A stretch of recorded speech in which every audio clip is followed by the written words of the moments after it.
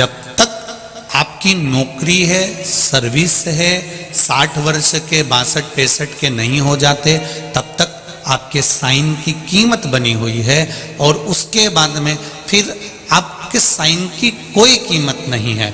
जैसे 60 वर्ष की आयु तक, 65 वर्ष की आयु तक नौकरी के समय पर साइन की कीमत होती है, उसी तरह जब तक हमारे भीतर ये 21,600 श्वास रोज निकल रही है तब तक इस शरीर की कीमत है, इसके बाद इसकी कोई कीमत नहीं, इसका कोई महत्व नहीं है। फिर शरीर बेकार हो गया, फिर शरीर की कोई महत्वता नहीं रही। फिर कोई गीता जी का पाठ सुनाए तुम्हारे मरने पर, चाहे कोई रामायण सुनाए, चाहे कोई भागवत सुनाए, चाहे कोई पुराण सुनाए, चाहे तुम्हारे सिर के पास में कोई घी का दिया लगाए, चाहे तेल का लगाए, चाहे तुम्हारे मरने के बाद कोई दही पेड़ा खिलाए, चाहे तुम्हारे मरने के बाद कोई गुलाब जामुन खिलाए, उसकी कोई कीमत नहीं। अपने जीते जी ये श्वास के चलते चलते भगवान की भक्ति को धारण करिए। काम करते रहो, नाम जपते रहो, भोला मिलेगा जरूर, कभी ना कभी वो मिलेगा। आप अपनी एक एक श्वास की कीमत को समझिए, अपनी एक एक श्वास की कीमत को जानिए, क्योंकि ये श्वास कोई हल्की फुल्की नहीं है।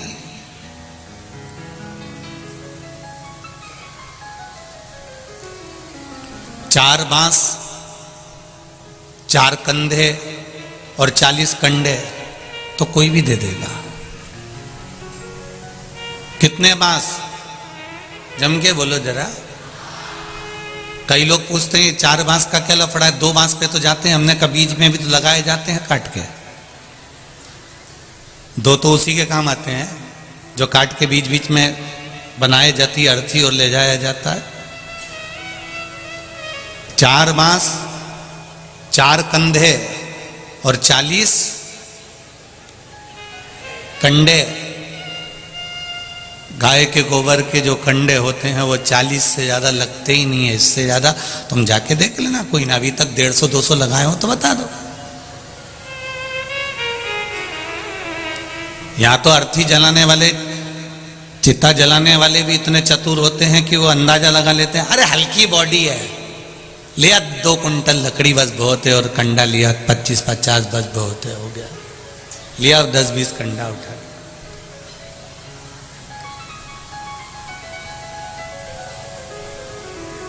पूरी जिंदगी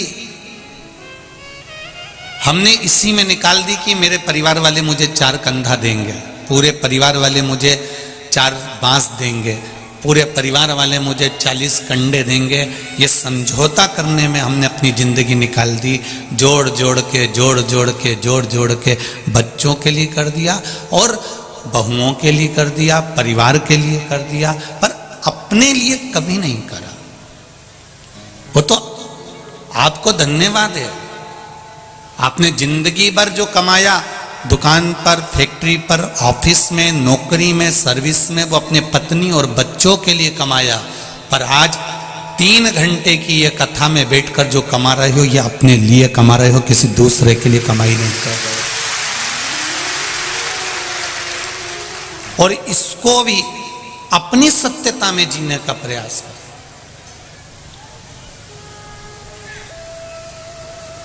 अपने आनंद के साथ जीने का प्रयास करें। बड़ी मुश्किल से नर तन मिला ये गंवाने के काबिल नहीं है। ध्यान हरि का हृदय से न भूलो ये भुलाने के काबिल नहीं है। इतनी मुश्किल से ये मानव की देह मिली है, इतनी मुश्किल से ये मनुष्य का शरीर मिला है, और इसको हम यूं ही गंवा दें तो हमारा जीवन व्यर्थ है। पड़ोसन के यहां बैठो ना तो सोचना कि आज मैंने अपना समय बर्बाद कर दिया। रिश्तेदारों के यहाँ बैठो तो समझ लेना कि आपने अपना समय बर्बाद कर दिया। कहीं गलत जगह पर बैठो तो समझ लेना कि समय बर्बाद कर दिया। पर कभी टीवी खोलकर आस्था चैनल के सामने शिव महापुराण की कथा या पंडाल में बैठकर या मोबाइल के सम्मुख में कथा सुनो तो समझ लेना कि मैंने कौन सा पुण्य करा था जो आज मेरे सामने ये शिव महापुराण की कथा सम्मुख में आ गई। हमारी कीमत भगवत भजन से। अभी तुम यहां से निकलो, बाहर जाओ, बहुत सारी दुकान लगी हैं। चाय पूछना कितने की है, कितने की चाय? 10 रुपए की। ओहो,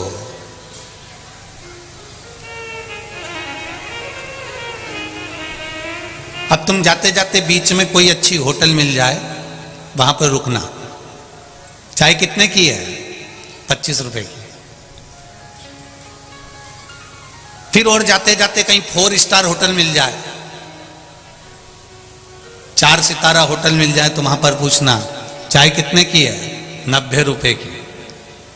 फिर कोई 5 स्टार होटल जहां वीआईपी जाता हो, वहां जाकर पूछना चाय कितने की है? 200 रुपए की। जो चाय, अब उसने कोई अलग से तुम्हारे लिए 200 रुपए में कहीं केसर और पिस्ता तो नहीं डाला होगा चाय के अंदर।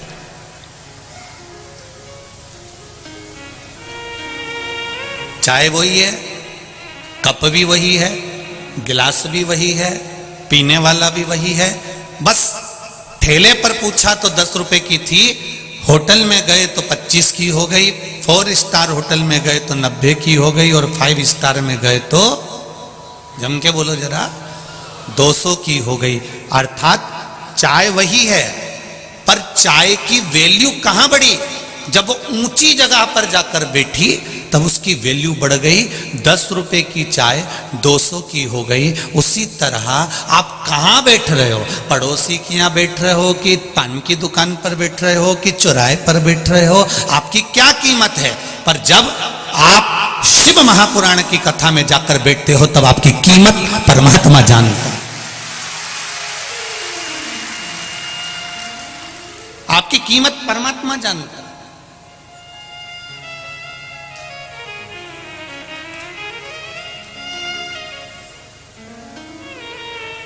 कोई नेता आए तो भी लोगों की व्यवस्था रहती है, कोई राजनेता आए तो भी लोगों की व्यवस्था रहती है, कोई कलाकार आए तो भी लोगों की व्यवस्था रहती है।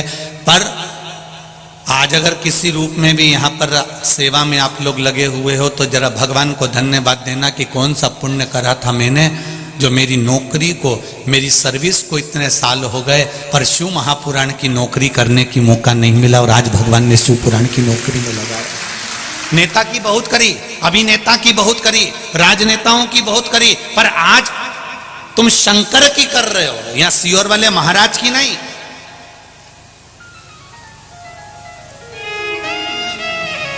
ये मेरी बेटियां, ये मेरी बहनें, ये मेरी माताएं सेवा में लगी हुई हैं, कार्यकर्ता सेवा में लगे हुए हैं, पुलिस प्रशासन सेवा में लगी हुई है। इनको गौरव महसूस होना चाहिए कि आज मैं जो सेवा कर रहा हूं, अभी ये किसी दूसरे की सेवा नहीं, ये शिव की सेवा है, ये शंकर की सेवा। 7 दिन की सेवा करोगे, सेवा के बाद में क्या मिलता है ये तो मेरा विश्वनाथ, मेरा भोलेनाथ जाने, इसका तो अंदाजा हमको भी नहीं। क्या सेवा का फल मिल सकता है ये मेरा शंभू जाने, ये मेरा त्रिकालदर्शी। एक पत्र आया है, देखिए उस पत्र में कोई डॉक्टर साहब ने पत्र लिखा है।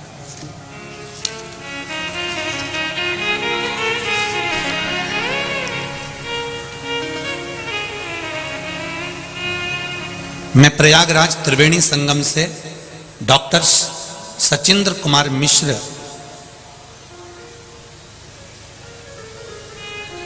पुत्र श्री कमलेश नारायण जी मिश्र निवासी 94A12 राजीव नगर प्रयागराज से उत्तर प्रदेश से हूँ। कहीं बैठे हैं डॉक्टर साहब तो हाथ हिलाइएगा। आप ही हैं? श्री शिवाय नमस्तुभ्यम। आप तो पास में बैठे हैं, माइक दे दूं आपको? दे दो जरा। क्या होता है, दूर कोई बैठा रहता है तो माइक पहुंचने में टाइम लगता है, इसलिए हम लोग नहीं पहुंचाते आजकल।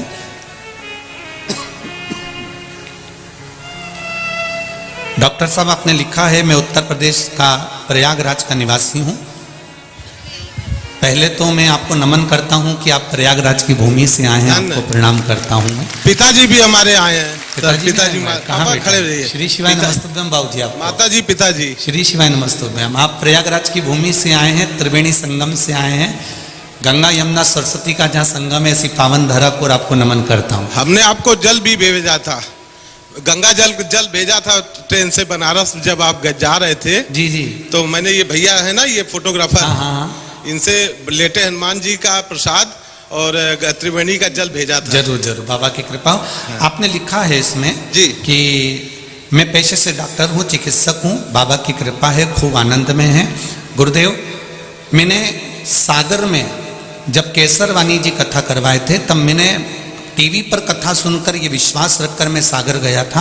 आप कहते हो कि पंडाल में शिव महापुराण की कथा एक बार सुनकर क्या प्राप्त होता है, जरूर सुने। मैं सागर में केसरवानी परिवार ने जब कथा कराई तो सुनने के लिए गया, वहाँ मैंने कथा सुनी, केसरवानी परिवार से भी मिलना हुआ, सब बात कर फिर हम रात्रि विश्राम कर सब आनंद के साथ में सीहोर कुबेरेश्वर धाम चले गए। जी। कुबेरेश्वर धाम जाकर हमने गौशाला का दर्शन करा, भोलेनाथ जी को प्रणाम करा। वहाँ कंकर शंकर है, रुद्राक्ष तो मिला नहीं। रुद्राक्ष मिल गया था। मिल गया था। वो राय साहब मिले थे सर जी, बिटोही के, नहीं है वो सरपंच जी। जी जी। ये सब भोले बाबा की कृपा थी सर। हम भोजन करने गए थे बाहर ढाबे में, वही वो अचानक मिल गए। अच्छा, उन्होंने दे दिया आपको? उन्होंने दे दिया। फिर आपने लिखा है, मैंने अपने बेटा और बेटी के लिए क्या मांगा था भोलेनाथ जी से? MBBS में एडमिशन के लिए। अच्छा, बिटिया ये आई है। हो गया दोनों का? नहीं, एक का हो गया है, दोनों इसका हो गया, बिटिया इसका हो गया। बेटी आपको बहुत बहुत बधाई, बाबा की कृपा है। और भाई को जिला जज, छोटे वाले भाई को जिला जज के लिए सीहोर में कह के आया था जी। और वहां से रुद्राक्ष और कंकड़ में शंकर आप कहते हैं, तो मैं वहां से कंकड़ ले आया था जी। और उसी को रोज रुद्राक्ष के जल से स्नान करके पूरे, ये मेरी बहन है छोटी, ये मेरी धर्म पत्नी, बाबा की कृपा है, बड़ी बहन है। अब सब बाबा ने कर दिया, हाथ पकड़ लिया, बस शिव कृपा बनी रहे। आपका आशीर्वाद है। श्री शिवाय नमस्ते। बैठिए बैठिए, हर हर। तो शिव कृपा, शंकर की उदारता, शिव की करुणा। जैसे आपने बेटी के लिए, बेटों के लिए, छोटे भाई के जज के लिए मांगा और बाबा ने हाथ पकड़ा और कृपा करी। ये शिव की कृपा बिना नहीं हो सकता। आप क्या प्राप्त कर रहे हो, आपको क्या मिल रहा है, ये हम नहीं जानते। वो तो आपके पत्र आते हैं तो हमको मालूम पड़ता है, नहीं तो हम तो इतना जानते हैं कि शंकर की कथा कहना है, शंकर की कथा सुनना है और शिव को बाचना है, शिव को बचवाना है और शिव को ही श्रवण करना है। यहाँ कोई दूसरा है ही नहीं। उसकी कृपा जो है, उसकी करुणा जो है, तेरी कृपा बिना ना हिले एक भी अणु, लेते हैं श्वास तेरी कृपा से तनु तनु। बखान क्या करूं मैं राखों के ढेर का, चपटी भभूत में खजाना कुबेर का। हे गंगधार मुक्ति द्वार ओमकार तू, भोले ओमकार तू। आयो शरण तिहार शंभु तार तार तू। ये शिव कृपा, ये शंकर की उदारता है। शिक्षक आपको शिक्षा देता है,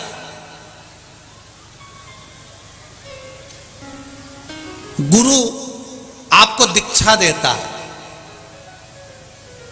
शिक्षक शिक्षा देगा, गुरु दीक्षा देगा, पर मेरा महादेव आपकी झोली में सब कुछ भर देगा, ये निश्चित है।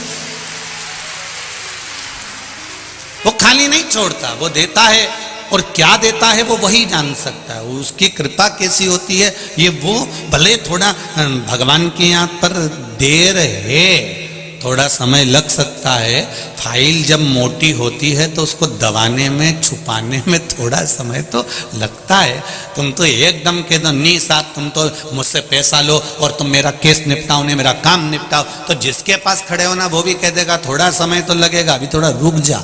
एकदम नहीं कर सकता, एकदम कर दिया तो लोग मुझे निगल जाएंगे, इसलिए थोड़ा फाइल को दबाने में, छुपाने में थोड़ा समय लगता है। उसी तरह परमात्मा के पास भोलेनाथ जी का हाथ तुमने पकड़ा है, शंकर जी की शरणागति ली है, शिव के चरणों में तुम गए हो और तुम्हारा दुख बड़ा भारी है, तुम्हारा कष्ट बड़ा भारी है, पूर्व का किया गया पाप बड़ा भारी है। उस पाप को काटने में शंकर भगवान को भी तो वहां बैठे हैं शिव पंचायत में, जैसे हमारे यहाँ पंचायत लगती है तो वहां भी तो पंचायत लगती है, उनको भी तो जवाब देना पड़ता है कि भोलेनाथ जी तुम ये क्या कर रहे हो, ब्रह्मा जी तुम ये क्या कर रहे हो, भगवान विष्णु तुम क्या कर रहे हो। सबके सामने शंकर भगवान को भी जवाब देना पड़ता है कि इसका दुख तुमने कैसे काट दिया, इसकी किस्मत में तो दुख लिखा हुआ था, इसकी किस्मत में तो रोना लिखा हुआ था, इसकी किस्मत में तो ठोकर लिखी हुई थी, फिर आपने इसको कैसे तार दिया। तब शंकर भगवान कहेंगे कि भैया देख, फाइल उठा ले, इसने मेरे पशुपति व्रत करे थे, 5 सोमवार आई थी,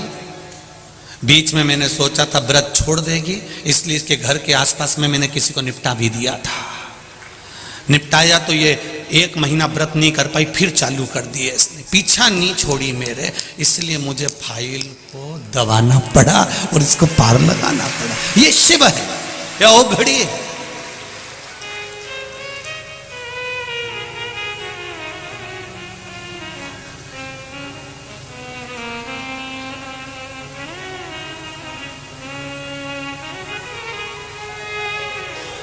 एक व्यक्ति वो होता है जो दूध की थैली वाले के यहाँ जाता है दूध की थैली लेने के लिए, ए भैया दूध की थैली दे दे जरा, 20 रुपए ले, 25 रुपए ले, 50 रुपए ले, दूध की थैली दे। एक व्यक्ति वो होता है जो दूध की थैली वाले के यहाँ जाता है, दूध की थैली लेकर आता है। और एक व्यक्ति वो होता है जो गाड़ी लेकर निकलता है, दूध की थैली वाली के रुकता है, 50 रुपए जमा करता है, घर पे देते हुए जाना। अब थैली वाला अलग से एक थैली निकाल के रखेगा, उसको यही टेंशन है कि भेरू के घर पे पहुंचाना है, उसको टेंशन लगी। उसने कोई जा रहा था, उससे पूछा तू वहां जा रहा है क्या, नहीं मैं तो इधर जा रहा हूं। फिर उसने पूछा तू जा रहा है क्या, नहीं मैं उधर नहीं जा रहा। आखिरी में दुकान बंद करने का समय आ गया तो उसने सोचा कहाँ की आफत मैंने ले ली, पर थैली तो दे के आना पड़ेगा क्योंकि 50 रुपए दे के गया है सुबह से। फिर उसकी थैली वो खुद गाड़ी उठाया और आखिरी में अपनी दुकान को बंद कर कर छोड़ के उसकी यहाँ थैली देकर आया। अगर आपने एक बार पशुपति व्रत कर लिया है तो ये याद रखना कि थैली तो घर पे आकर देगा, ये निश्चित है। दुख तो मिटाएगा, ये कष्ट तो मिटाएगा, ये आएगा, ये निश्चित है। पर वो कब आएगा मिटाएगा ये उसको मालूम है। दुकान जब बंद करेगा, जब वो अपना काम पूरा कर लेगा, जब वो जान जाएगा तभी तो पहुंचेगा ना, तभी तो वो पहुंचेगा।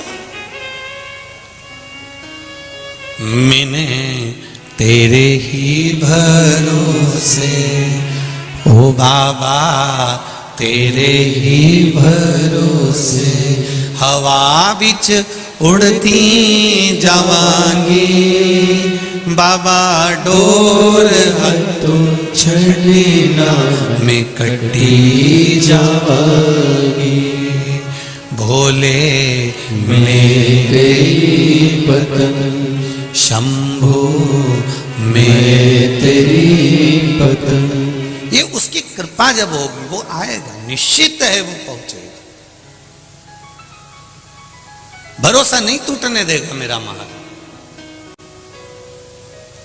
हमारा जीवन, पूर्ण जीवन में हम 4 बांस 4 कंधे और 40 कंडे के चक्कर में पूरी जिंदगी निकाल दी है। पर निवेदन है उस जीवन को निकालो, पर उस जीवन को भक्ति के साथ निकालो। जितना हो सकता है भजन के साथ, शिव स्मरण के साथ, शिव कृपा के साथ में, भगवान शंकर की अविरल भक्ति के साथ निकालो। सती मैया माता प्रसूति के गर्भ से जन्मी थी, शिवजी के साथ उन्होंने विवाह किया था, दक्ष प्रजापति ने कन्यादान किया था।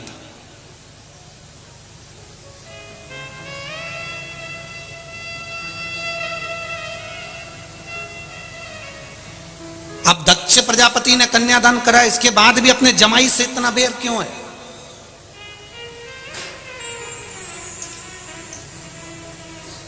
कंस ने अपनी बहन की शादी करी, सारा खर्चा उठाया, उसके बाद अपनी बहन से बैर इतना रखा कि अपने भांजों की हत्या करने लगा। सुनिए ना भागवत जी, कारण क्या था? केवल एक आकाशवाणी हुई थी और उस आकाशवाणी में कह दिया गया था, कंस इस देवकी का अष्टम पुत्र तेरी मृत्यु का कारण बनेगा, आठवां पुत्र तेरी मृत्यु का कारण बनेगा। अष्टम पुत्र, जरा विचार करिए, कंस का इतना प्रेम था अपनी बहन के साथ में, इतना स्नेह था, उसके बाद में भी उसको अपनी बहन से बैर कर लिया। और दक्ष प्रजापति का सती के प्रति कितना प्रेम था कि मां जगतजननी की आराधना कर रहा है दक्ष प्रजापति, मां दुर्गा की आराधना कर रहा है दक्ष प्रजापति, और देवी जी प्रसन्न होकर बोलती है, मांग दक्ष तुझे क्या चाहिए? दक्ष कहता है मेरे घर में एक बेटी हो जाए। तो मां जगतजननी कहती है तेरे घर में पहले से 60 लड़कियां जन्म ले चुकी हैं, तेरे घर में 60 कन्याओं ने पहले से जन्म ले चुकी हैं, 60 कन्याओं का जन्म हो चुका है, और 60 बेटियां जन्म लेने के बाद फिर लड़की मांग रहा, फिर बेटी मांग रहा। अरे जरा विवेक रखो दक्ष प्रजापति, इतनी लड़कियां होने के बाद तो लोग लड़का मांगते हैं और तू लड़की मांग रहा है। दक्ष प्रजापति कहते हैं, मां बेटा एक कुल को ताड़ता है और बेटी 2 कुल को ताड़ देती है, 2 कुल को बेटियां ताड़ती। पर मेरा बेटियों से एक निवेदन हर पल, हर घड़ी, हर क्षण रहा है, जिन माता और पिता ने तुम्हारी परवरिश में पूरी जिंदगी निकाल दी, तुम्हें अच्छा कॉलेज, अच्छा स्कूल, अच्छी एजुकेशन दी है, कपड़े पहनने के लिए मना नहीं करा,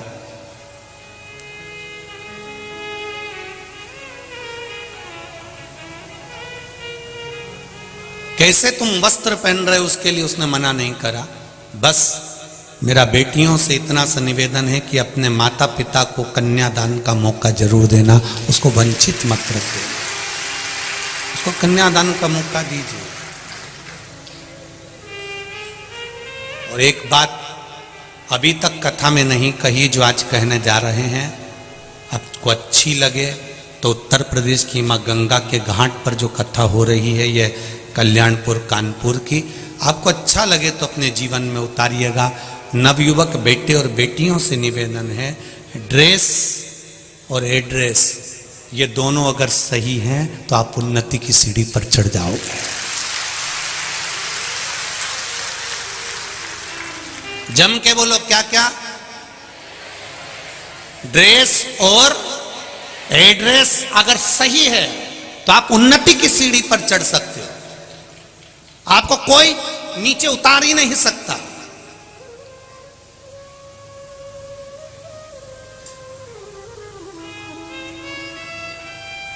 आपका ड्रेस और एड्रेस अच्छा रखिए, सही रखिए, आप उन्नति की सीढ़ी पर चढ़ते जाओगे। आप अगर देखो कोई व्यक्ति अगर एक भजिए की दुकान खोल ले और उसकी ड्रेस इतनी गंदी हो, इतनी गंदी हो, उसके पास में मक्खी भी न कर रही हो, तो तुम में से एक भी उसके पास में भजिया खाने नहीं जाएगा। और अगर वही भजिए की दुकान पर उसने ड्रेस अच्छी पहन के रखी है, भले छोटी सी दुकान है, ठेले की दुकान है, और भोजन बना रहा है, भजिया बना रहा है, और कोई मक्खी नहीं और सब अच्छा है, तो फिर ढेर भीड़ लगी होगी। किसी किसी ठेले पर, चाट की दुकान पर ढेर भीड़ लगी होती है, क्योंकि वो सफाई से रह रहा है। एड्रेस सही हो, ड्रेस सही, आप बढ़ जाओगे। कहां बैठ रहे हो, एड्रेस से मतलब ये होता है कि तुम्हारी बैठक कहां पर है, किसके पास में बैठ रहे हो, कौन के पास बैठ रहे हो, कौन तुमको आड़ी टेढ़ी सलाह दे रहा है, कौन तुमको श्रेष्ठ सलाह दे रहा है, कौन तुमको समझा रहा है। अगर आपका ड्रेस और एड्रेस ठीक है तो आपका हाथ भोलेनाथ पकड़े हुए हैं, आप आगे बढ़ते चले जाओगे। आज कलाकारों ने मुंबई में बैठकर फिल्मों का निर्माण करने वालों ने जिन फिल्मों को बनाया है उसमें सबसे ज्यादा अगर कुछ गलत दिया है तो ये ड्रेस और एड्रेस दोनों बिगाड़ दिया है, जिसके कारण पूरा विश्व, पूरा राष्ट्र आज कर्त की ओर जा रहा है।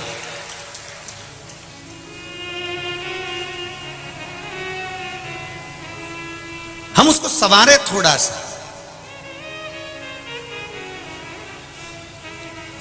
हम उसको जाने।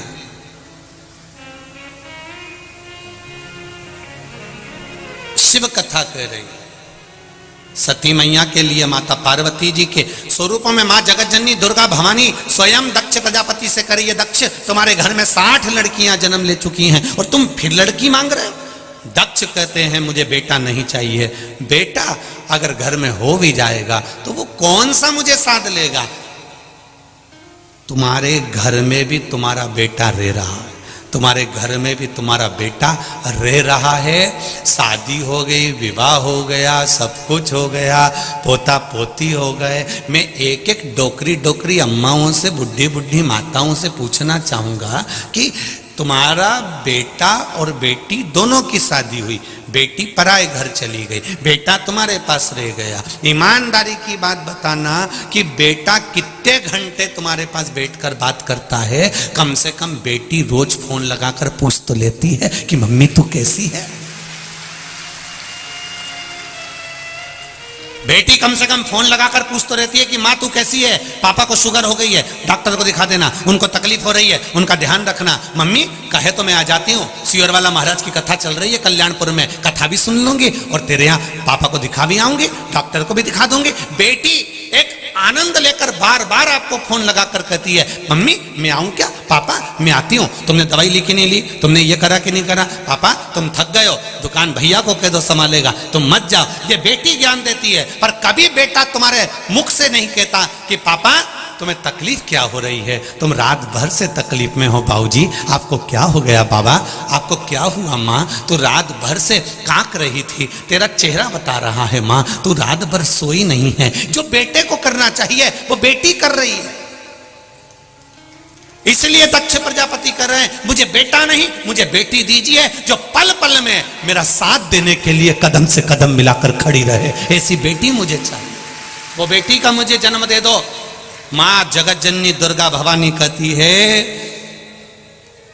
दुनिया बेटा मांग रही और तू बेटी मांग रहा है। दक्ष प्रजापति कहते हैं 60 लड़की ने अगर जन्म लिया है तो उसमें दुख की क्या बात है।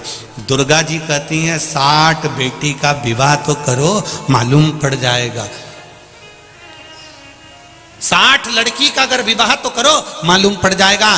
दक्ष प्रजापति ने एक शब्द कहा, मैं दुनिया के प्रत्येक बाप से कहना चाहूंगा, पिता से कहना चाहूंगा।